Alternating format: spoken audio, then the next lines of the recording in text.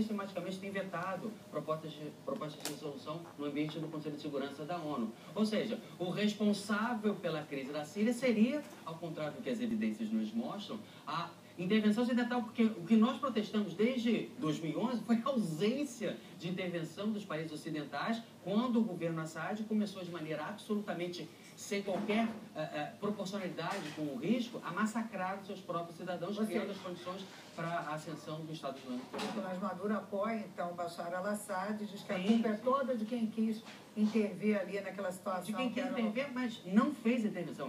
Por isso que não faz o menor sentido isso que ele faz. Mas está aí, né? É um discurso da autoridade. Olha, São Paulo é uma das capitais que mais recebem imigrantes do país. Por lá, uma ONG está promovendo o programa Abraço Cultural, uma oportunidade para conhecer mais sobre a cultura desses refugiados, desses imigrantes. E a Ana Horta, como boa aluna, foi lá receber uma aula cultural, não é isso, Ana? É isso, Maria. Boa tarde para vocês. Essa ONG Atados é realmente um programa sensacional, que está bem aí, né, no noticiário, nessa questão dos refugiados. Então, é uma ideia muito bacana de integração. Então, o que acontece? O Abraço Cultural, eles oferecem cursos de idiomas com professores refugiados. Esses professores precisam de alguma renda para sobreviver, então eles vão dar esses cursos. Então, tem cursos em 4 línguas: inglês, francês, espanhol e árabe. Então, esse semestre, por exemplo, Maria, são mais de 150 alunos que estão frequentando esses cursos. E o mais legal ainda, eu acho, é que de 15 em 15 dias, os alunos desses cursos e os professores, eles se juntam para ter uma aula cultural. Então, é uma aula especial onde se fala da cultura de algum país, então se fala da música, política, história. Na verdade, é uma oportunidade para as pessoas trocarem experiências, para os refugiados mostrarem um pouco da sua própria vivência e para os alunos, né, brasileiros, na sua maioria, para eles poderem descobrir coisas novas. Então, eu fui numa dessas aulas culturais, Maria, eram refugiados do Togo, era um grupo, na verdade, de dança e de música. Então, vamos ver o que eu encontrei nessa aula cultural, Maria.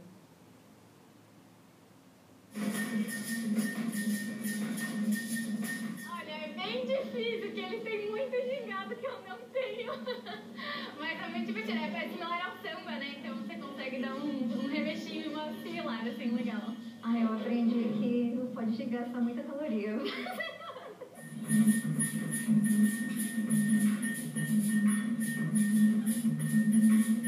achei bem legal o conceito deles, a ideia de não só ajudar proporcionando uma oportunidade de expor sua cultura. E é um país que a gente sabe muito pouco do fato de realmente ser um país que está numa situação onde as pessoas precisam ser refugiadas no país. Eu estou aqui já há 9 meses. Estou trabalhando no estádio do Palmeiras. Tem família? Trouxeram famílias para cá? Mulher, filho? Não, ainda não. Tudo, a gente aqui tem... Eu, pessoalmente, eu tenho filho na minha país. Minha amigo também tenho. Ele também tem. Deixaram os filhos lá? Sim. Mas querem trazer para cá? Vai, lógico. A gente vai trazer. É nosso filho. Eu, pessoalmente, todo dia eu estou triste. Eu tenho com saudade de minha filha. Porque quando ele nasce, eu nunca vi ele. Eu viajo antes ele nasce. É uma dureza, né? A gente vê ao mesmo tempo essa riqueza cultural, mas a dor, né? Sempre presente de ser um refugiado, né? De ter que largar seu país pelo motivo que for, de ter que se adaptar em um outro lugar, dessa perda de identidade de lugar. Agora, você que gosta de fazer tudo que eles, né? Essas aulas, você gosta de participar do fogo, você não fez não, né, Ana? Também não vi você dançando aí. Maria, mesmo a dança era uma dança já um pouco, digamos, movimentada demais pro meu gosto, Maria. Agora, o que eu gostei, eu acho muito bacana, é essa integração. Só queria avisar, então, que as aulas ainda estão abertas, as inscrições para as aulas do Abraço Cultural. Isso é um projeto aí de longo prazo.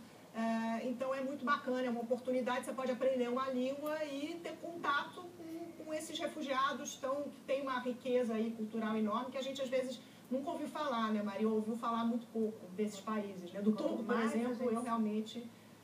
Quanto mais a gente se aproxima de outros países, né, de outras nações, menos preconceituoso a gente fica. Então, isso é algo fundamental. É o desconhecido, os preconceitos, né? Você fala Togo, o que será Togo? Vai lá conhecer, vai conhecer a cultura. Mas não está precisando isso, porque existe um mito que nós repetimos, talvez nós sintamos que seja assim, mas não é, que o Brasil é um país de imigrantes. Não é, o Brasil foi. O Brasil é um dos países do mundo, dos países de grande porte, de grande população, que menos tem dados recentes divulgados pela ONU. E o melhor cálculo para fazer isso, porque leis de cidadania, de permanência, leis trabalhistas que permitem que você fique, são muito diferentes entre os países. A melhor maneira de fazer uma comparação é pessoas não nascidas de um país que moram em um país no qual não nasceram. A gente fala dos imigrantes que chegam na Alemanha, Itália, França, lá gira em torno de 15% da população total, 15% de pessoas que não nasceram lá. O Brasil é apenas 0,3%.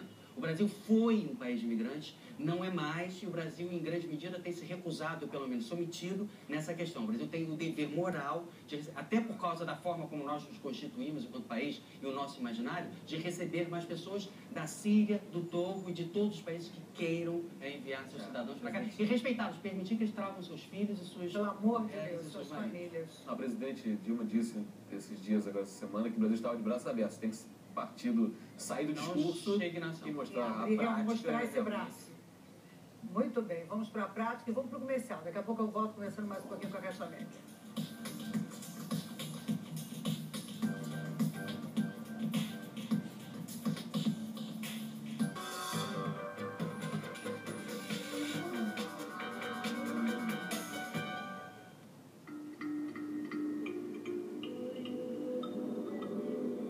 A gente recebe aqui mães de santo, pais de santo, com um carinho, com um amor.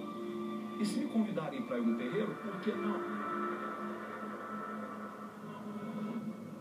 Ninguém nasce hoje. Assim que aconteceu, no dia seguinte eu comecei a falar que não ia ser mais de branco na rua. Existe medo? Existe. A gente fala muito em tolerância, mas a gente não precisa de tolerância. A gente tem que ser respeitado.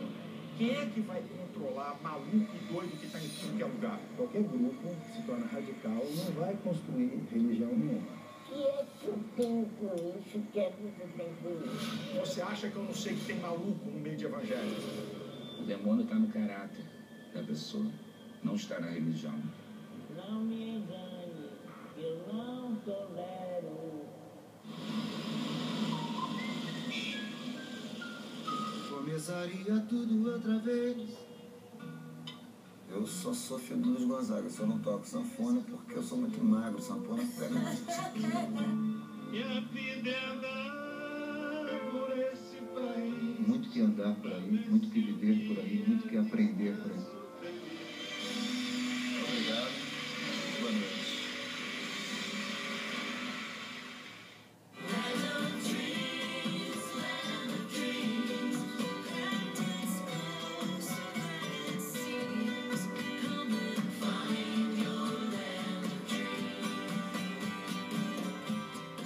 Sérgio acaba de comer a melhor torta de palmito da sua vida. Sérgio chegou pelo metrô da linha 4 amarela. Já o palmito veio com seu Domingos pela Dutra até as mãos da Ana. A Ana vem cedinho pela Bandeirantes porque sem ela o palmito não viraria torta. E a torta ficaria assim. É para facilitar a vida de todos que o Grupo CCR trabalha, cuidando de rodovias, metrôs, barcas e aeroportos, para que todos tenham as melhores tortas e os melhores momentos de suas vidas. CCR, é por aqui que a gente chega lá. Bom, a gente está conversando hoje com a Kátia Meckler sobre esse livro aqui, Psicopatas do Cotidiano, que ela já nos informou que eles estão por aí, mas não são maioria. Tem gente que pode conviver com psicopata do cotidiano e não saber que se trata de um transtorno mesmo de personalidade que pode fazer muito mal ao convívio. Tinha falado do Darth Vader, que eu acho que foi um exemplo interessante que você deu no livro. O Darth Vader se enquadraria em que tipo de transtorno de personalidade? Também o tipo B, que a gente estava falando, borderline. A gente percebe na história dele quais são as características principais do borderline. Muita instabilidade emocional, a impulsividade, total, né? A agressividade também que pode surgir. Então entraria muito nesses traços de personalidade. Isso foi uma coisa que eu utilizei, muito exemplo de filme. Eu adorei o do Zelig também, do Woody Allen. O Zelig, que é aquele que vai se adaptando, né? Se ele está num grupo que gosta de surf, ele surfa. Se ele está, não é? Isso aí também é um tipo de um transtorno? Ele já vai para o grupo C, que são aquelas neuroses mais graves. Então, ele tem traços do dependente, que é aquele que vai se modificando inteiro para poder dar conta ali do desejo do outro e ser aceito, e também do evitativo, né? Muitas vezes que tenta se esconder o tempo todo. Que também não é legal. Agora, vários tipos de transtornos de personalidade, vários tipos de psicopatas do cotidiano. Qual seria o tratamento, se é que existe? O Chechel já tinha até falado um pouco disso. Dá para tratar essas pessoas? A questão do tratamento é que a maior parte das pessoas que têm esse transtorno de personalidade e comportamento, elas não admitem que tem. E é muito difícil você tratar uma pessoa que não quer se tratar, que não tem demanda para o tratamento, que ela não acha importante se tratar. Então, como é que você vai tratar? Então, são pessoas que, em geral, não buscam tratamento. Buscam, às vezes, com a idade, ou quando tem que a gente chama, vocês, aqui no programa já deve ter sido muito falado isso, comorbidade, que é a presença de outras doenças também. Por exemplo, pessoas que têm esse transtorno, mas têm um quadro grave, às vezes, de ansiedade e depressão associado. Então, vai buscar o tratamento. Vai tratar a depressão e a ansiedade, que, por sinal, muitas vezes tem pior prognóstico em termos de tratamento pela presença desses traços de personalidade. O transtorno de personalidade psicopática cotidiano, ele não é tratado com remédio? Só quando tem essa... Alguns podem. Por exemplo, a gente acabou de falar do borderline. Tem um traço de instabilidade emocional muito grande, de impulsividade. Então, algumas medicações como estabilizadores de humor podem funcionar, mas é preciso que a pessoa queira se tratar. Então, a melhor forma de lidar com pessoas que tenham essas características tão intensas e às vezes muito nocivas ao convívio é ajudar quem está em torno a lidar melhor com essa pessoa, né? Eu acho que esse é o principal. Olha, o Rafael Lunardelli ele diz o seguinte: Maria, convivi a vida inteira com uma pessoa da família do meu marido com todas as características deste transtorno, mas essa pessoa foi diagnosticada com esquizofrenia. Isso é comum?